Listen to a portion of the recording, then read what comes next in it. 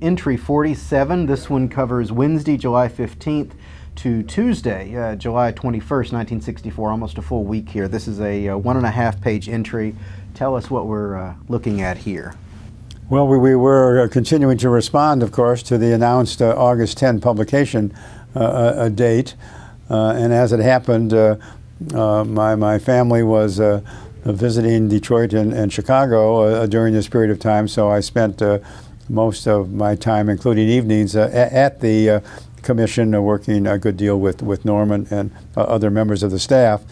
I did deal with several particular sections of the report at this time. I was working on portions of the proposed Chapter 2, which dealt with the facts associated with the assassination itself, including the treatment at Parkland Hospital and the autopsy issues. And I also worked on a draft chapter dealing with the presidential protection, which was going to be treated in Chapter 8 of the final report. So Norman and I were working together, drafting different portions of different chapters and exchanging product from time to time. And Mr. Rankin came back on a Monday, July 20, from a weekend in New York, and Norman and I went to report to him. And as my entry captures my sentiment in the following way, quote, "I opened the conversation and suggested that the only problem was when Norman and I should tell him that it was hopeless and impossible to meet the deadline. We reported that the writing and rewriting was taking much longer than was anticipated. Both Norman and I indicated that the writing was interfered with substantially by various other assignments. Norman was very busy supervising the footnoting of Chapter 4. I was busy talking with Mr. Goldberg or dealing with the normal flow of material across my desk, which has not stopped during this period of time," end quote. So this was not particularly news to Mr. Rankin, of course, but we wanted to make it quite clear that we were doing our best to move along. But that sooner or later we were going to have to go back to the White House and request an extension of the release date.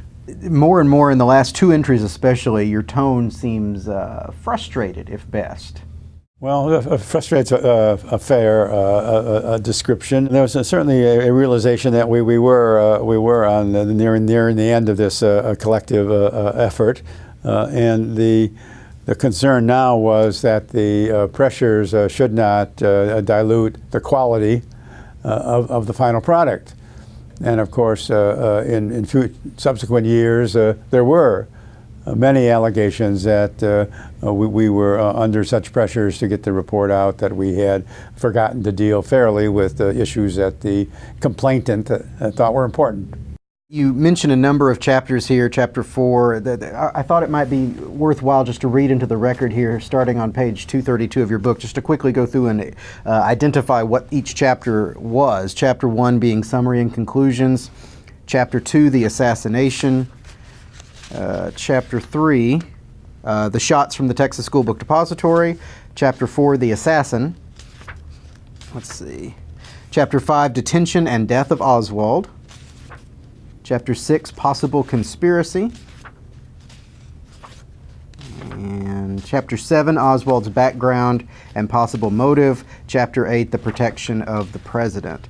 So, and then the appendix. So it's similar to the way you went out the investigative areas, but a little different at the same time. Yes, it's different enough that I get confused in talking about it as to the numbers to be used when I'm talking about the investigative effort and the personnel involved, right, as compared with the chapters that you just summarized. That I think is very useful to have on the record.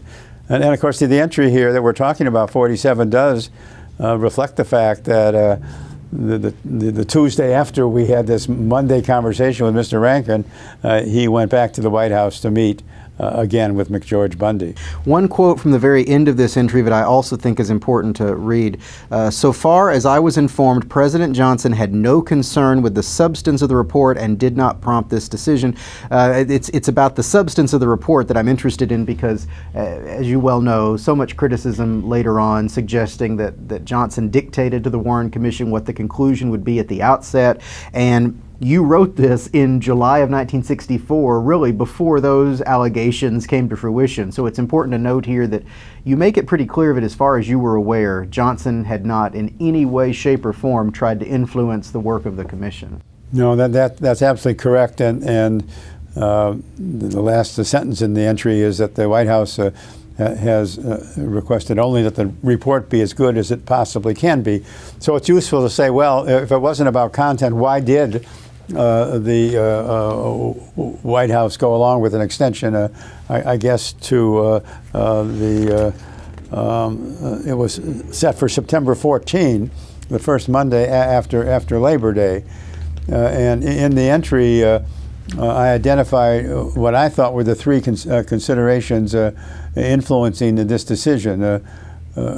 Quote, first, the difficulties encountered by the Commission in putting the report in final and accurate form.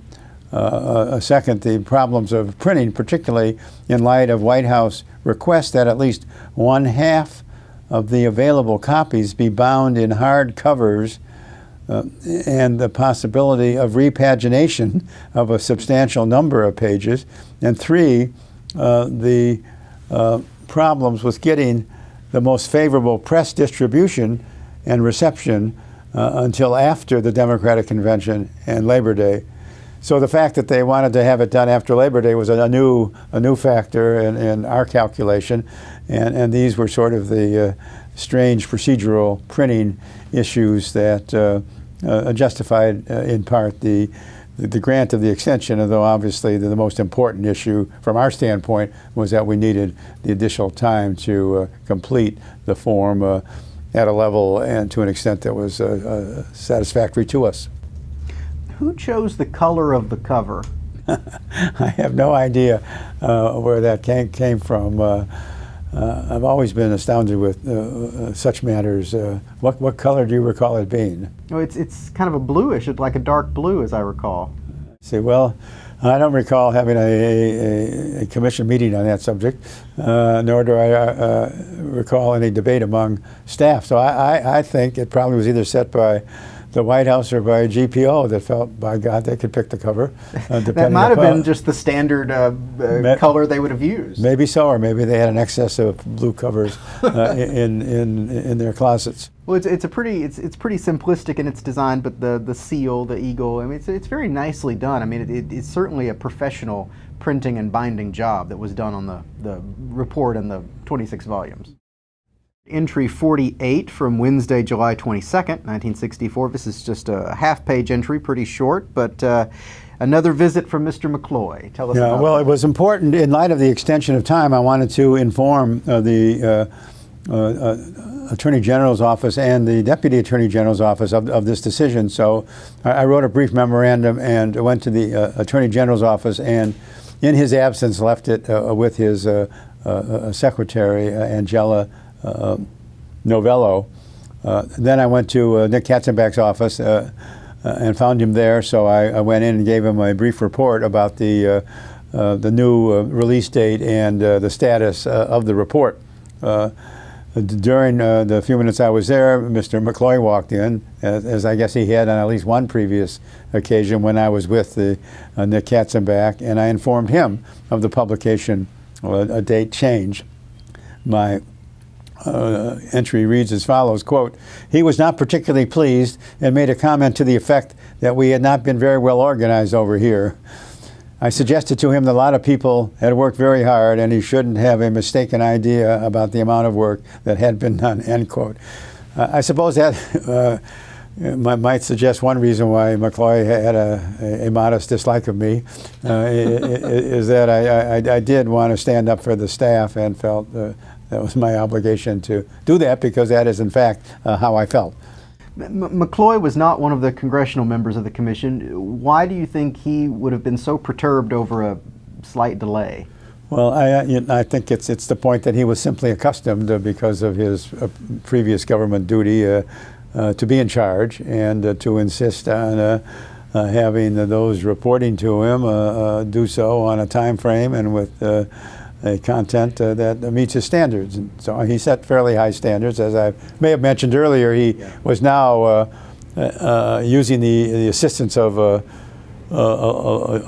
quite talented lawyer in his firm to review what we were doing and make suggestions that for the most part were very useful. So that was a positive result of his interest in our work.